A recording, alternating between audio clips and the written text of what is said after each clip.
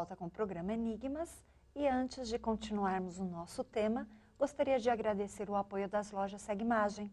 A Segmagem é pioneira em sistemas de segurança e trabalha com produtos de última geração em circuito fechado, de TV e interfonia. Acesse o site da Segmagem para conhecer toda a linha de produtos www.segmagem.com.br. E voltamos aqui com Naíbe, falando sobre as pedras da Geórgia. Tudo bem, Naíbe? Tudo ótimo. Perfeito. Bem, quero fazer uma pergunta para ti. Qual a relação entre os monolitos edificados no mundo com Adão? Isso é muito interessante. Nós temos um vasto conhecimento em livros antigos. Infelizmente, no nosso país, nós temos uma limitação de conhecimento. E muitos desses livros nunca chegaram aqui porque eles são escritos em línguas estrangeiras, né? Mas muitos foram traduzidos para o inglês, por exemplo. Então, hoje, através da internet, as pessoas podem ter acesso a compêndios maravilhosos como o Talmud, como o Zohar, como os Midrashim hebraicos, né, que explicam os mistérios que estão nas escrituras sagradas, né?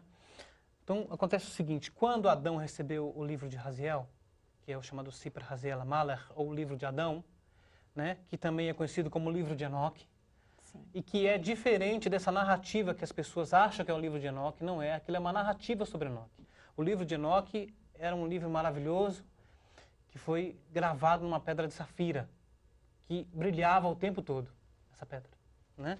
Essa pedra, ela foi na arca junto com Noé, ela era a lâmpada da arca, porque não tinha luz no mundo, estava tudo escuro, havia trevas para tudo quanto é lado e tal, mas tudo bem. Quando Adão soube o que ia acontecer no mundo, em função da destruição que ele causou por causa do pecado dele, né? Então ele edificou 2 pilares, tá? Um de tijolo e um de pedras, e escreveu nesses pilares tudo o que ia acontecer no mundo no futuro, inclusive o dilúvio, né? Certo. Só que o dilúvio ele não é apenas mundial, ele é universal. Ele não aconteceu só no nosso planeta, mas nos outros mundos também do sistema solar, tá? Então Adão edificou esses 2 pilares para serem um testemunho do que iria vir, porque quando chegasse a época as pessoas já estavam informadas do que ia acontecer, entendeu? Perfeito. E depois então do cataclisma, que foi produzido por um cometa, tá certo? As pessoas saberiam o que aconteceu a elas no passado, em função do que eu falei, da amnésia, porque nós esquecemos as coisas, né? Por isso então vem de Adão a tradição de construir monolitos, pilares, obeliscos, Stonehenge, por exemplo, alguns obeliscos no Egito, não as pirâmides, né? As pirâmides são anterior, inclusive ao dilúvio, né? E essas pedras da Geórgia, elas seguiram essa mentalidade. Quem edificou sabe desse mistério, né? Agora, para entender essa coisa como é tão profunda... Nós vamos falar das mensagens, né? Para que você explique cada uma delas. Pode ser? Pode ser. Então, controlar a reprodução sabiamente, aperfeiçoando as condições físicas e a diversidade. Essa é a segunda, o segundo mandamento que tem nas pedras da Geórgia, são 10, né? Então, as pessoas sabem que a reprodução descontrolada, sem sabedoria, né? Através de relações sem conhecimento, porque os antigos sabiam como reproduzir, eles sabiam até, eles podiam escolher inclusive até o sexo do bebê antes da concepção. Isso está no Zohar Sagrado, né? Se ia ser masculino ou feminino era determinado pelo casal. Por exemplo, isso aconteceu com Moisés, no Egito. O casal, Yoheved e Amram, que eram os pais de Moisés, eles souberam, né, que a alma que eles trariam ao mundo seria a mesma alma de Abel, né? E que ele seria o Messias para libertar o povo do Egito, da escravidão, né? Então, o que acontece? Por isso eles esconderam o menino, porque ele não foi o único menino que nasceu, macho, naquela época. A maioria foi morto, mas Moisés precisou ser escondido, porque eles sabiam quem ele era, porque eles trouxeram a alma dele ao mundo sabiamente, através de uma relação sexual feita exclusivamente para conceber uma criança. Então, os pensamentos do pai, né? O sêmen do pai, ele constrói os ossos da criança. E tudo que o pai pensa no momento da relação é gravado nos ossos da criança. Tudo que a criança vai sentir ou vai ser nesse mundo tem a ver com os pensamentos do pai no momento da relação. Os órgãos, sangue e artérias vêm do sangue da mãe. Interessante. Certo? Então a consciência da mãe é impressa nos órgãos da criança. Então você imagina uma vida que é colocada no mundo de qualquer jeito, com pensamentos de qualquer tipo, né? Sem pensamento. Por exemplo, as pessoas estão lutando contra as drogas, entendeu? Isso é uma luta quase perdida. Por quê? Porque o que essa criança é, se ela é viciada, tem a ver com os pensamentos do pai no momento da concepção, ou se o pai também era viciado. Ou se ele bebia alguma coisa, se ele fumava. Então ele já escreveu isso nos ossos da criança. Então essas pessoas aqui, eles sabem desse mistério. Então eles estão dizendo aqui, né, controlar a reprodução sabiamente, aperfeiçoando as condições físicas e a diversidade. Evidentemente, eu acho que vai entrar aqui engenharia genética no futuro. Certeza. Né? Unir a humanidade com um novo idioma vigente. Porque as pessoas precisam se entender, né? Porque essa Babel mundial, de diversas linguagens, ela dificulta as pessoas se entenderem e isso cria muito problema. Então, as pessoas teriam que se unidas em torno de um idioma único na humanidade. Né? As pessoas ficam pensando, isso é a língua do anticristo, né? Religião, não tem nada a ver. Isso, inclusive, está na Bíblia, entendeu? Que no futuro as pessoas vão falar um único idioma. E a Bíblia fala que idioma que é esse, entendeu? Que é o hebraico. E as palavras hoje são tão soltas, tão mal direcionadas, Exato. Não é mesmo? As pessoas falam e não sabem nem o que estão falando. Pois é. Entendeu? E isso cria muita confusão, cria muito preconceito, muito ódio, entendeu? Então nós precisamos aprender a conversar, nós precisamos aprender a nos comunicar. E o hebraico?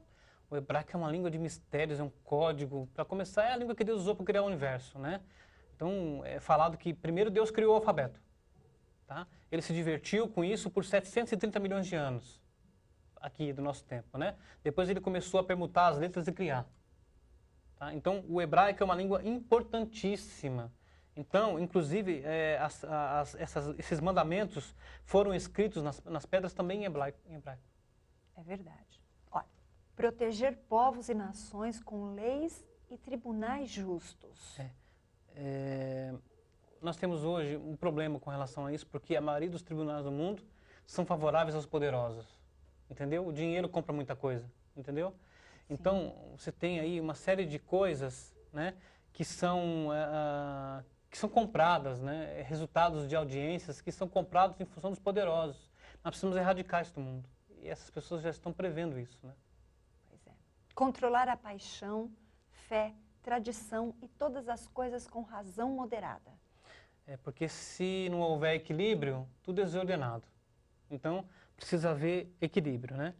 Então, nós vamos encontrar um equilíbrio entre fé, tradição, e eu não estou falando de fé dogma, mas estou falando da palavra emuná hebraica, que significa conhecimento dos mistérios, entendeu? Para que nós possamos encontrar um equilíbrio. Permitir que todas as nações regulem-se internamente, resolvendo disputas externas em um único tribunal mundial. Como você vê isso? Bom, na verdade, nós já temos, né, que é o Tribunal de Haia, né, que dirige, por exemplo, disputa ou julga, né, essas questões mundiais, né. Isso é importante para que nós possamos encontrar unidade, entendeu? As pessoas vão ficar claras, né. Mas só que determinados governos, né, que são governos que são contra tudo, né? Não deveriam, acho que no futuro, não estarem nesse tribunal, porque senão como seria justo, né? Se as pessoas só querem para si mesmas. E se a gente for pensar, o que é justiça exatamente, né? Uhum. Evitar leis insignificantes e governantes desnecessários. É o que mais nós temos, né? Nós temos leis que não servem para nada, que são criadas apenas para favorecer os poderosos e governantes que ficam sentados o dia inteiro só ganhando dinheiro do povo sem fazer nada. Essas coisas vão ser eliminadas.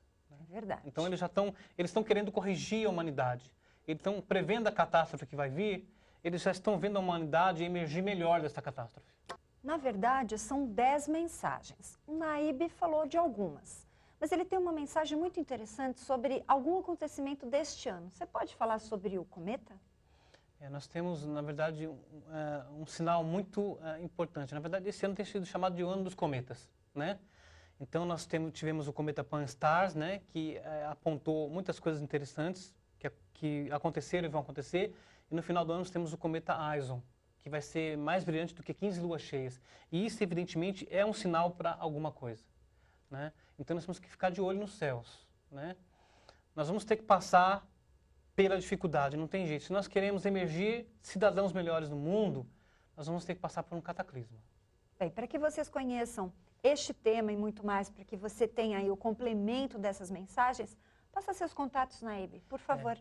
Então, o melhor e-mail para me contatar é ufologia cabalística, né, com Q, ufologiacabalística@gmail.com. Esse é o melhor e-mail. Nós vamos para o rápido intervalo e já voltamos.